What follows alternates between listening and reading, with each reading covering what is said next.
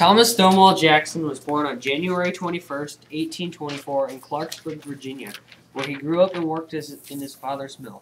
Then when he was old enough, he started schoolwork. When his mother became ill, they moved to their uncle's house in Weston, West Virginia. Thomas is most known for his military career, though. He was first accepted in the United States Military Academy in West Point, New York. Since he had a learning problem, he had to work twice as hard as everyone else to keep up. He became one of the hardest working cadets in the academy, which propelled him up the rankings. He graduated 17th out of 59 in his class. It was said by his peers if he would have stayed one more year, he would have been first. Jackson also is a veteran of the Mexican-American War in 1846. He started as a second lieutenant in the 1st Artillery Regiment. He fought in the siege of Veracruz, Cortez, and Mexico City, where he was appointed first lieutenant. Here was Jackson first met General Robert E. Lee. He is famous for in the war for the bad call. This happened when they were caught in an artillery duel and were ordered to retreat. Jackson, however, said this was more dangerous to retreat than stay and fight. Confronted by a higher-up official, he still denied to move. This move proved good judgment and earned himself the rank major. He was still identified after the war for the most promotions in a single war. Being a veteran of the Mexican-American War, was reassigned to teaching artillery personnel in Lexington, Virginia.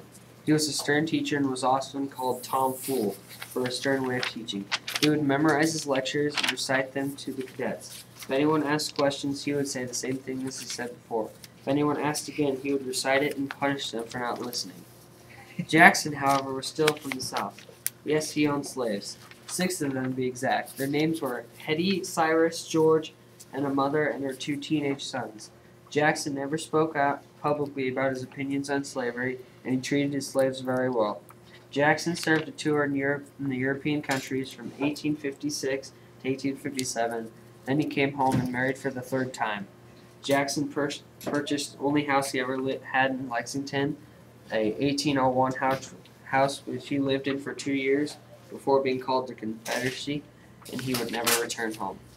As the Civil War broke out, Jackson was called to be a drill sergeant before being sent to Harper's Ferry, where he commanded the famous Stonewall Brigade. Jackson earned most of his famous nicknames after the first Bull Run. The Union was pounding them, but Jackson stood firm. The generals were rallying behind the Virginians. They shouted, "Look, Jackson is standing like a stone wall." For his courageous acts, he was promoted to Major General.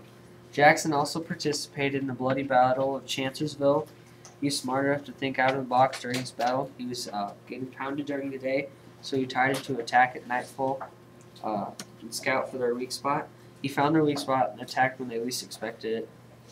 He attacked them and captured them. No shots fired, and captured shoulders and chased the others down.